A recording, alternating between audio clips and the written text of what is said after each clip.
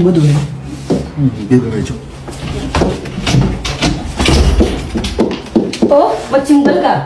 Oh, mana kau? Oh, jangan nak kemana macam? Nah, aku pun malah nanya kalau aku pun macam wolo. Kau pasti nak tunggu orang ni orang lain betul me. Ini nak. Macam totong bola apa? Ada nyawa ni macam totong bola apa? Ini nak. Lah, dah seperti mana kau yang macam kau apa? Ni kau ni aku lagi dah. Baik betul me macam. Betul. Ya, baik nak kau. Kau mana ni macam ni lagi mah?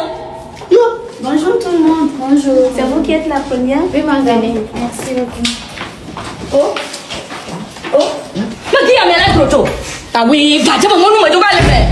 Apa yang ada? Orang buat. Dah tak pun mana macam mana ada? Mana ada?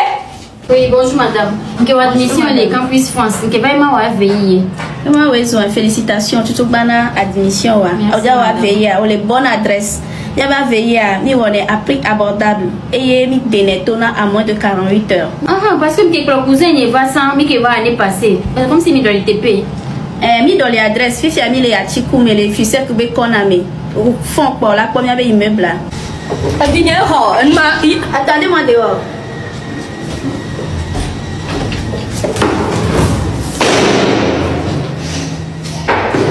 Oh ya.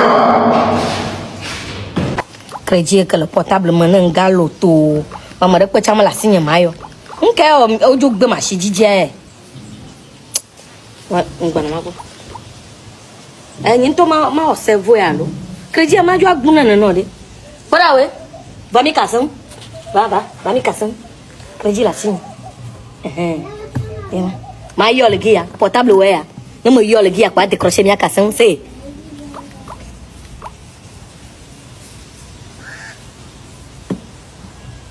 Allô? T'as bien le poignet là? Ma poignet là, ouais, quoi, ouais? Oh, on chama fonyo mi dak pena mau no. Apa yang ada video de? Elai ma. Chak fonyo elai sebo. Oh, kerja lah sini gak berde. Ni maju ya muka kalau jua phone main bermayu apa de? Coba ya. Nyama ya yo wela ya. Nyama I. Coba jo kame. Yo, tanya masalah. Ada tu phone dia. Gada? Oh, baca apa lah? Kerja lah, siapa yang tu ayah buat? Gada? Gada? Yang tu ayah, eh. Kau lo ma? No minyak lah, no gia zan lah. Gada ni sebab kau lo ma? Malah ni dah nolo. Ma, popel le nama nolo. Popel? Popel appelle que le plein ma. Ni ko pour na étoile 909 étoile 445 dièse moi. On a 7500 pour faire d'appel 250 mots 250 SMS ça.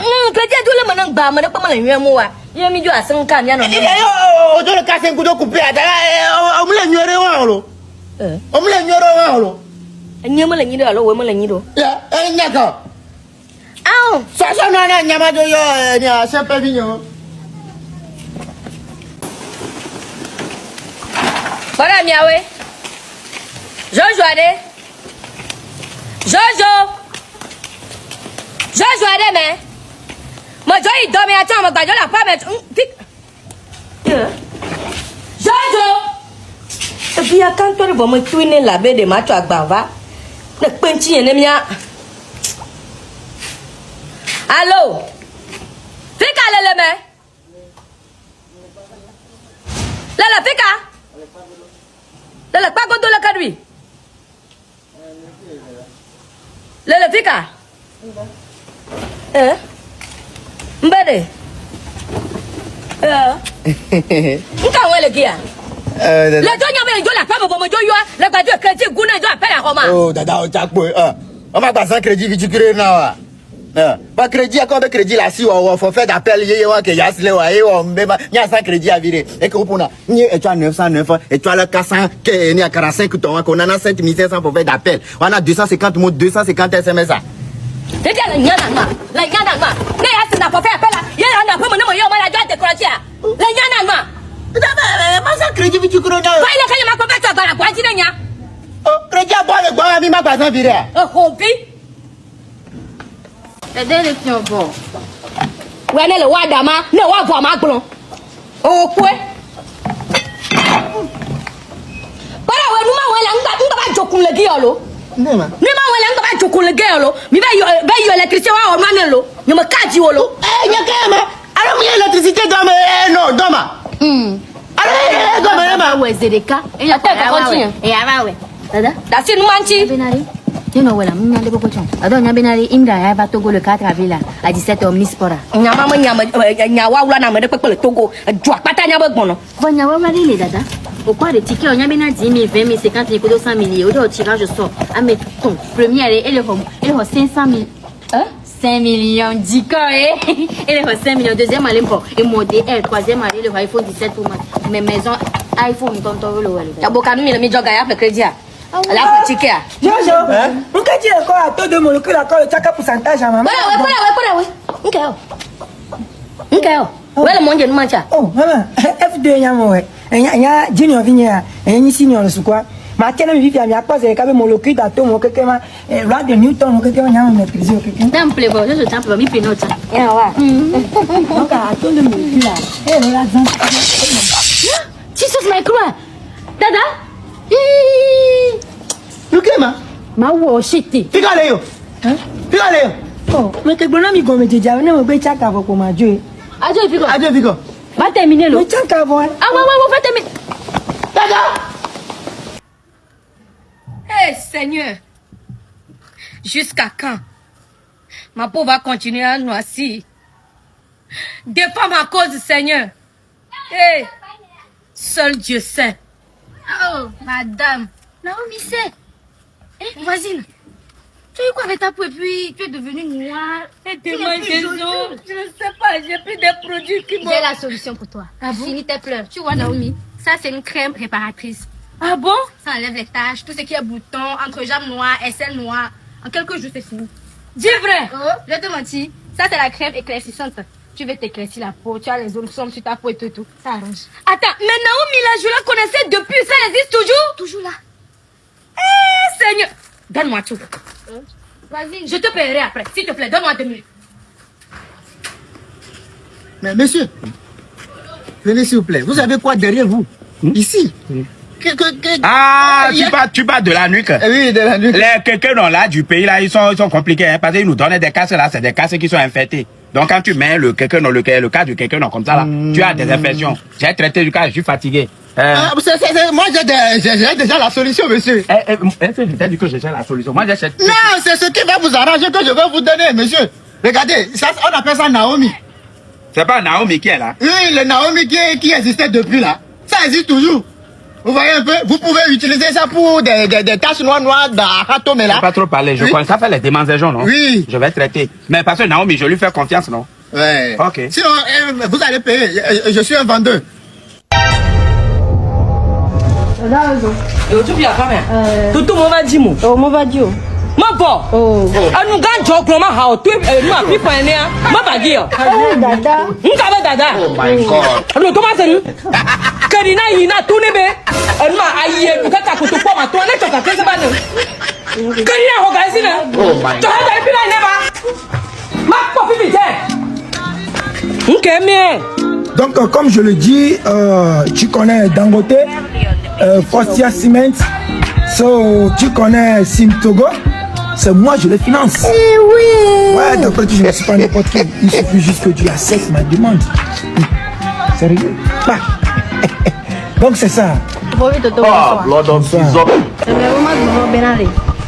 L'homme jogloma si ben tout au pipa né. Tumba chipa, do tum de tui. Nyang. Hey! Oh. Maman, ça t'amène ma merde quoi? Pourquoi tu me parler comme ça? Hein? Monsieur François, que le gouvernement a donné, que de quoi toi le tu fais? Oh my God. Oh maman, regarde. Si tu ne quittes pas ici, je vais t'engager maintenant, tu vas voir. Engagement. Oh, littéraire, Pythagore. Là, engagé à moi. OK, ma propose hyper. Là, doit y bio, kaka koto kwa ma toi. OK, bon blé. Tu fais le macho. Le jessi mais. Tu regardes, tiens, il y a le seul. Ma intérêt pour. Kalimai. OK, mais. Oui, monsieur, vous dites, vous financez certaines sociétés. Mablo. Est-ce que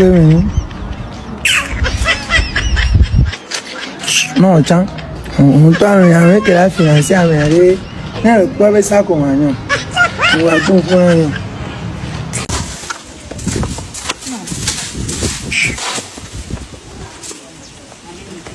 Para we kwa inga nyada la gamalo. Ani bara kolo.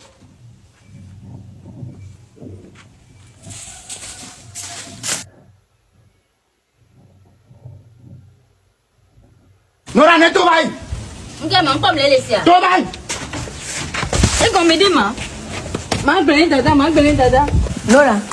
La pa fofo pro nga la pa se cho e gbe gbe adaga ma cho ga da ye. La pa lo mo ko. Ji ho ma we ni ya. Nde anya no wa ne. To ve ani nyale ke. Yo mi fu e bi.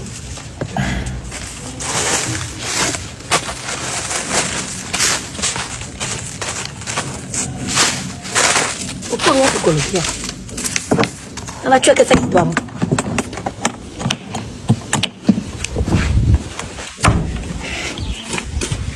Nora Isare. Papa?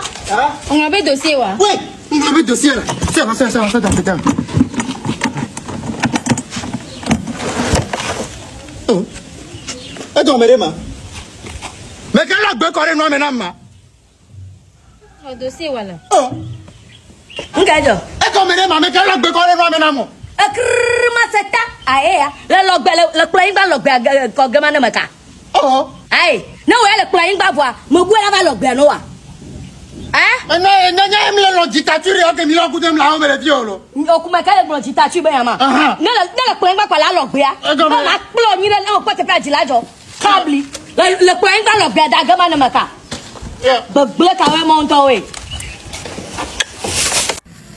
Gommeri, qu'est-ce que c'est la fille ici? Faut prendre crédit, ça fait rien. Faut prendre crédit. Faut quoi? Sakalis biona makbana. On veut pour nous pour ça na forcer. Nke tiam on va garder bonne. Kali pour la suma.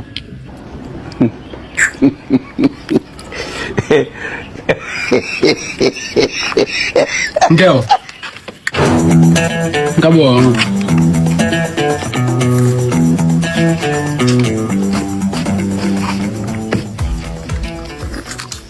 Excusez. Hein?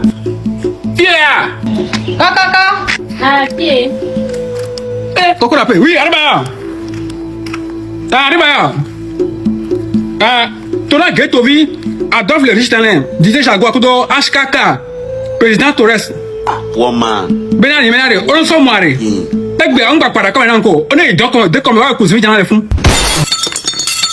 Photo. Ah, quoi ça? Coucou la paix. Oui, chérie. J'ai des citoyens bonheureuse. Une fois que le mojiare, et bon va bédon. Je vais profiter avec toi, Sonia Bombe, maman de Benocha. Nawa. Oh, mi va cabore. Nawa. Oh, puis on chambre de pizza, carton matin, coup de burger, ouais. Ce soir, petit déjeuner. C'est mignon, et tu vas me mettre ton obé pour la guette quoi de baja. Et ouais. Calé sinto, chérie, n'a calé sinto. Na molina wata. Bon, il y a un point, c'est on y a zippé. Ok. C'est quoi? Ni pas naïle wa jolo. Ni pas naïle wa jolo, ma fille, mina. Calé sinto. Ya son to kuso le finto ke mjo le voir. Oh, le miana. Ma papa dit bien la papa. Ok. Eh oui. Jesus.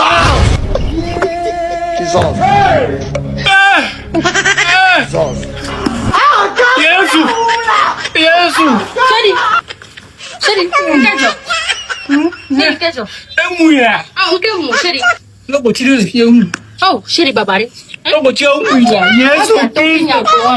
Chérie babare. Quand là il est. Donc bien comme ya. Et gâteau benya la chérie. Yesu mouya. Quand là il est. Nkala duo. Chérie, quand là du que. Quand là du que. Ah, ok, 2 février quoi. Bota cuisinier et mieux n'enquête. Yawa. N'enquête. Quand là il. Et gâteau pour aller pour. Il est pour rien pour moi là. Les gagaro monte ça. Et toi pas na no popo. Bon volo. Chérie, tu vas chiter. Chris Bayo piqué. Ah, chérie va piquer. Quand là il. Il va parler de ti on fait le truc là quoi. Chérie, il va chiter mi. Agba nko ke bo se da bla. Nkejo chérie. Nkejo. E to pe mi cho ho bere. Elle me coupe à fond à la bas. Dis-moi. Et gâteau le cas que dans la tienne gadang bien avec odeur les chocomel. Peut bébé quoi dans les top bébé chocomel. Amero mateo. Faut volo. Non. J'ai des voitures t'es mis du donc ça dit. Jova, tu t'as pas coula. Si t'es mis du Ouais. Bah coupo. Voiture t'es mis. Oui là, oui. Pas tout job. Oui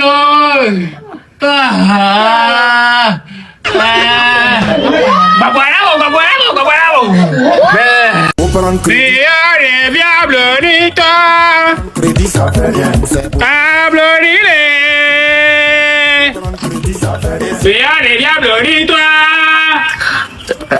À bientôt. Ouais. Pardon, va ça, non.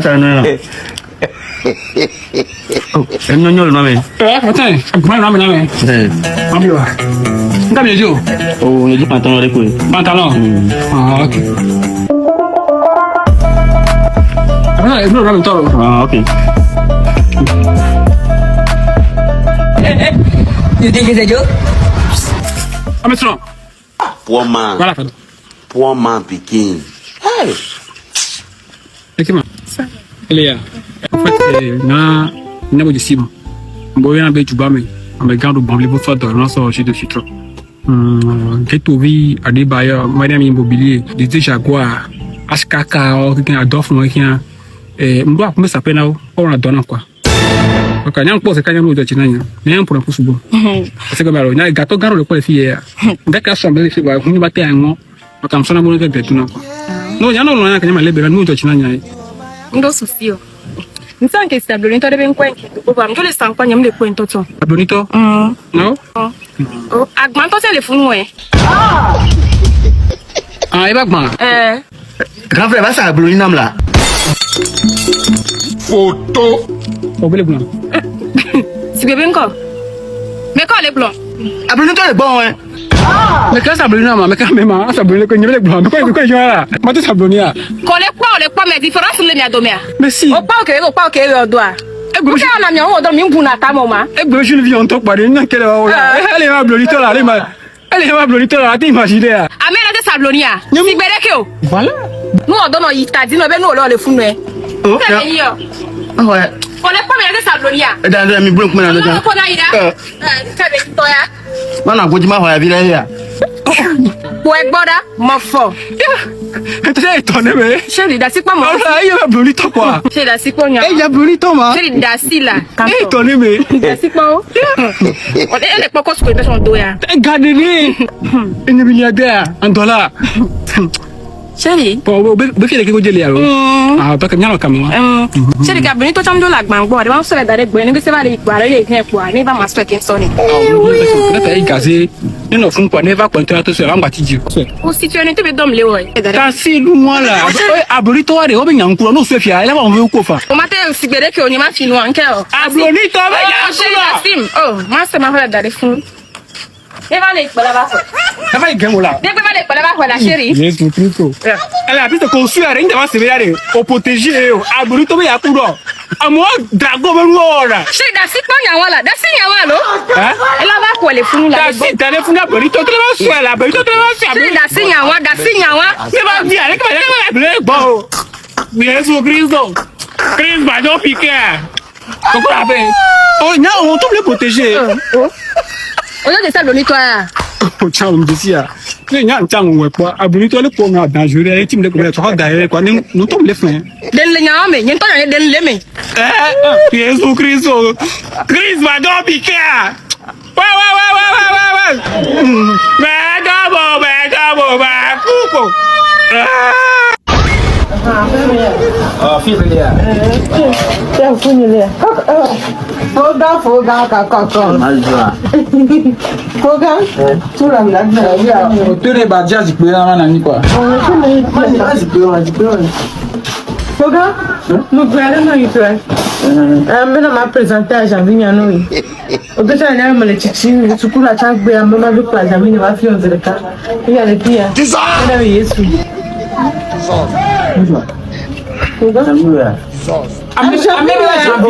Bonsoir. Au fond, je ne connais pas janvier. Encore comme il y a ce jour. À Jagan. Avec janvier, on va dire, qu'est-ce qu'il y a? Alors, dépistage. Yesu pas bien pour moi Yesu là ni to c'est beau frère wa majo jino foga Ange yo correct. Ange Gabriel hein Ah oui, Ange Gabriel. Ange Koku. Ange Koku. Ange Koku. Ange Koku mais bon mi le guia foga. Ange Koku fi ko Ange Koku le ko. Foga Yesu anu tua.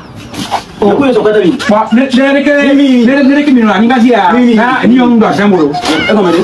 Na ka je dia he. Ma sa gbedo. Ne ko nyam ni 10 o mi to. Aba be ga. Apo Yesu a. Papa, on le pas vu au D'accord. Merci beaucoup. Go, panda. Martina Chenchi. Dino, on est dans le verre. On est demain. On peut y aller toi. Coco la fait. Oui chérie. Suiti, va. Va, grand pied. Tournez. Ah, quoi toi? N'y a pas de n'y a pas de toi. Are you playing? On le play à. On peut y aller toi. À chaque fois. Des carreaux. Bye. Chien gentil. Maou. Et allez, d'hôtel, mais on suit taco. Panda, rien. Chérie. Agent. Pami Jola. Eh ben, les Yo, pami. Eh ben, les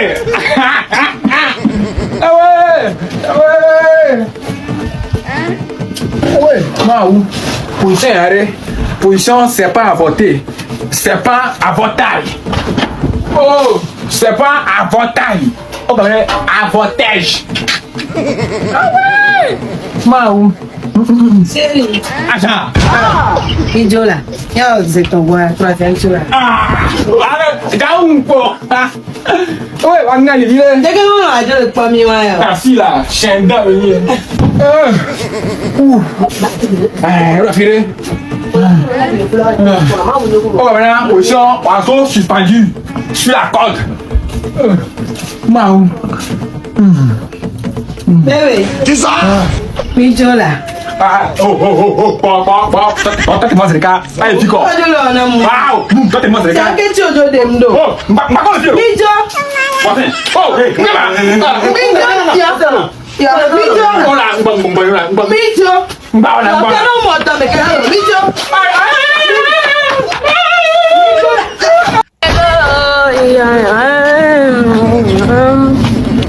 Oui, faut dire bonjour. Bonjour. Le coup me dit Tino. Le dit mon fiti. Fiti. Soigné. Ah ouais, on va comprendre. Viens donc pour après à comme oui. Mon frère ouais dit. Mais quand il m'a fait soigner là, m'a fait. Pourquoi va le dire les bêtes c'est mon nom j'ai ailleurs. Pourquoi va le dire soigner. Tu t'es capable de faire ça. Tu t'es Jesus. Hein? Tu le tombes mais tu as fait une fille là. Elle veut faire s'aimer. Bonsoir. Bonsoir. Oh, bon, pourquoi la félix là? Bon, c'est J'ai une que tu veux manifester au blé mal. ah, ça c'est une quoi? C'est loué né, ça va louer là tout. Oh loué nous non ya quoi. Deux suis quoi quand tu. Avec un deux boutons même. Ah, compris. Chantant on y bouton quoi. Non ma, on te fait ça mon noir.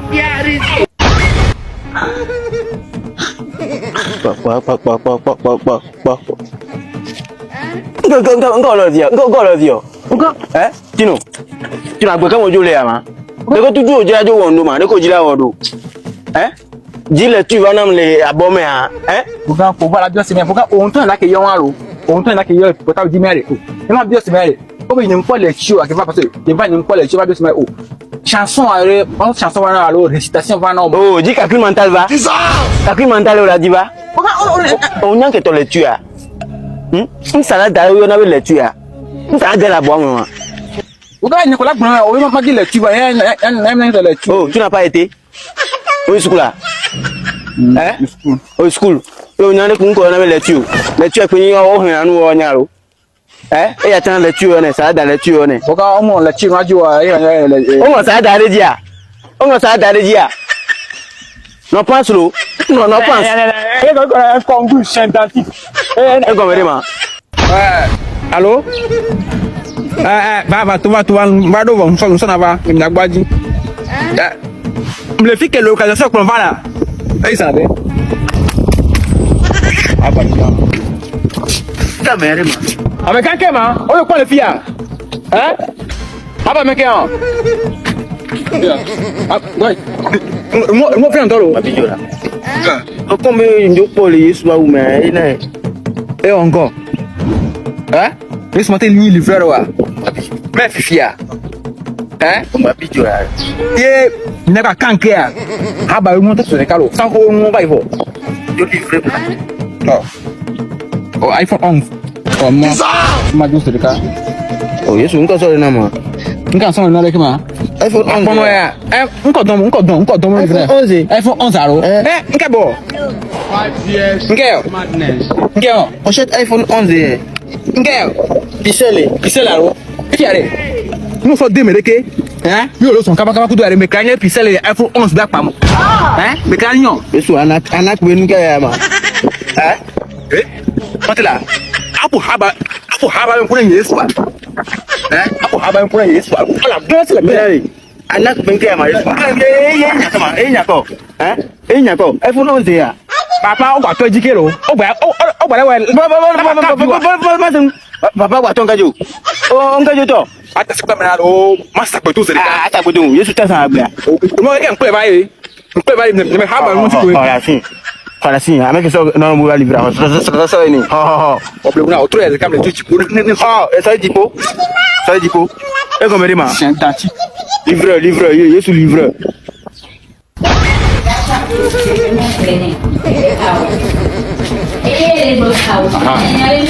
Merci beaucoup. Merci beaucoup. On tourne tout le long, tout le boya. Ouais, va d'alo. Ouais, des gens qui derrière, ils n'ont pas de et bien d'accord, deux dans le bateau. Oui, bien quand de manière. Quand le bout sont bien, ah oui, sont bien, on a tout été, on a eu barré. Sur la biogénama. Oh, je suis la biogénama. On a dit, mais animal, et blessé, t'as même temps. Sur la bio, imagine Yesu. C'est on a dit, mais hein, nous, ben, on fait bien, mais ça goûte bien. On a toi, on a un dia. Au balai, on a ah, bah, maintenant, ouais. Dans ce dans la toma. Ah, papa, va c'est là. Na le Dubai no. Merci. E ga on so dan la to. Oh, la be dalo. O go mio. On te gbo. On te pra Yesu kan Yesu. O dan ku mi na ma. Yesu kan Yesu. O so kan na dan la to. Merci beaucoup va de. Tanyo on ton va de na o va in time de. Ne to gbo ga wa. O wa to mo wa. Chantanti. Aba men kan. Yesu. O gbo mio va de. On te gbo. Bueno, don Juan no está aquí nada. No. Na banco. No change na sia. Ya. No dinasi. Ba ya no chebe son la si we son la si la. Eso no assim. Vojo bare biobu, Ta vojo no de son. Tu tá vendo cara não. Va no tro damma di manalo mo no chedari. Ni ave madare. Ah, so dango. Anyway. Tu tá vendo cara não. Bina le mo jinta bina trojima ba mi ono le nchi o ma. Não trojima to. Trojima.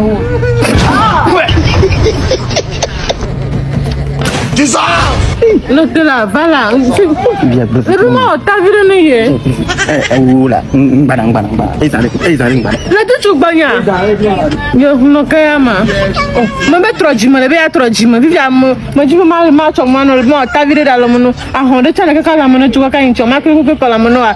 Le juju gbanya na ma oh. No, te mao, traviré là. La fatigue comme là. Oui. Não. Tá sim Camilo. Non. Mas tu ya da wa ko. Ah, mi le kuku pa. E bula. Ah, ta mi le kuku là. Ouais. Ma bouffe. Ouais, tu ma bille là. Ma bouffe. Oh. Ta mi. Oh ba. Ok, a mi avoi là, ça ça. Oh, ça me dit. Ta mi le kuku là. Ma bouffe. Ah, ta mi. Ma bouffe.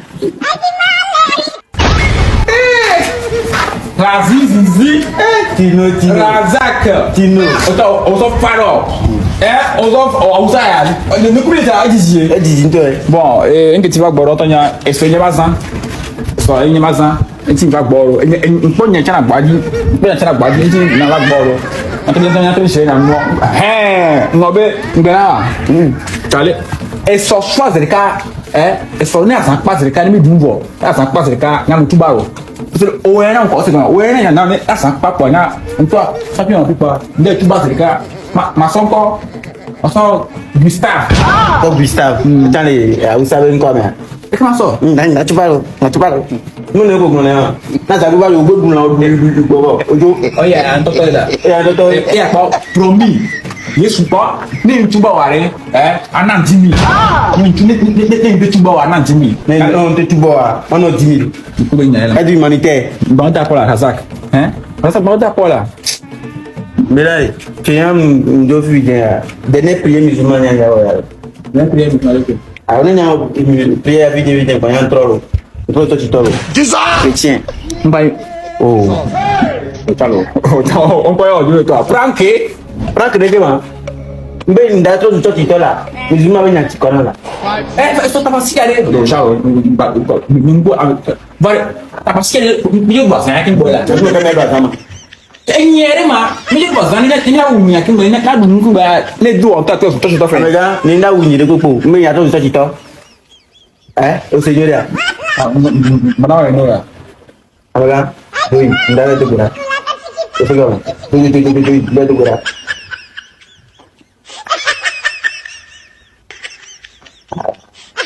Alabi. Voilà ma vie. Mais ça, le nous bouillons avec ta si pour na ouais. Voilà ma vie. nous qui comprenons, qui a odié. Eh bien, elle est là. Bon, le colloque est né à Yesu. Et quand il est dans l'animal, c'est quoi? Tu can't passer. Tu fais le solo. On va voir, il est Yesu. Bon, on peut y aller voir.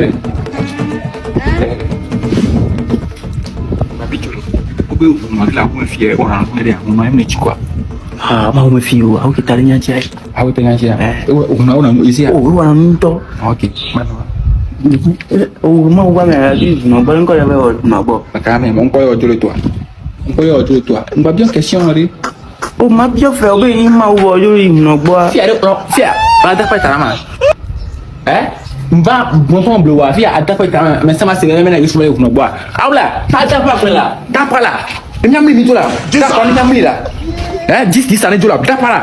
Non, pas de ne pas là. D'apa, à d'apa, moi, je suis pas le bois. D'apa, oh, on a pas de bien. Ma, faut regarder, ah bah, il y a une qui me l'a dit, moi, mon frère, il y a un je comprends un bloc, la d'apa. Ah bah, maintenant, un congru chien d'antique. Qu'est-ce que là, je ne peux pas travailler à pour moi. Et voilà guys, j'espère bien que vous avez tous suivi la vidéo du début jusqu'à la fin, voilà. Et c'était Tovia, voilà, et ça crée comme d'habitude, ceux qui nous font rire chaque jour, ceux qui ont créé de nouvelles choses pour encore nous ébahir, pour encore nous choquer, tout. Mais vous avez regardé les vidéos qu'ils ont encore fait sortir. Tovia, c'est autre level. Tovia, c'est autre level. Vous connaissez, c'est autre level. J'ai vu dans un commentaire où quelqu'un disait que Biyame a oula pour le Togo, Nami Togo et les goûts, Togo ya goût et talent, et c'est peut-être c'est la réalité. Je dis pas que peut-être parce que Togo, il y a beaucoup de choses qui se passent actuellement. Il y a beaucoup de choses. Hein?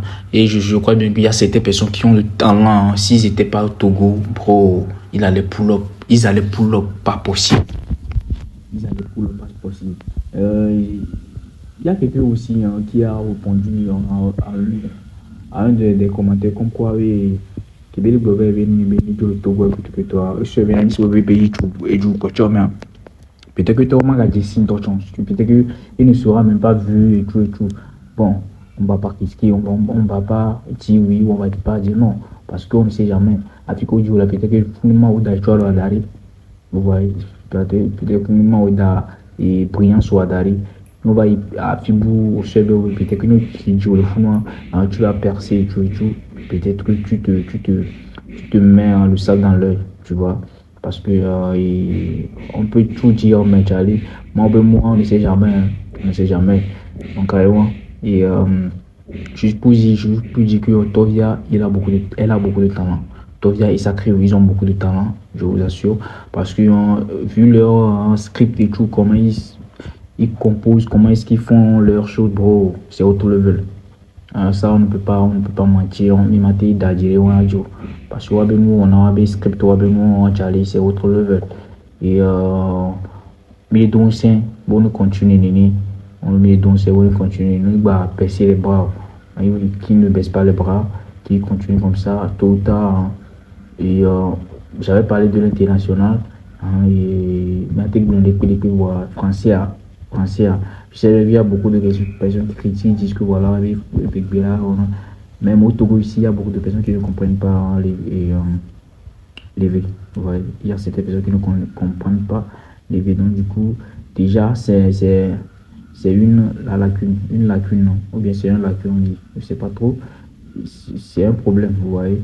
Donc, on peut dire n'importe quoi, on peut dire avec mon et soyons réalistes, et je crois bien qu'ils vont le faire. Et j'ai vu comment peut-on, je commence par voir l'un des comédiens s'appelle Monsieur Vanessa, je sais pas, lui autre, maintenant il fait ses contenus en français, il fait ses vidéos en français, et aussi Zomati aussi, ils ont commencé par le faire, et je crois bien que ça va pour le plein jour, je crois après les gars, soyez bénis, ciao.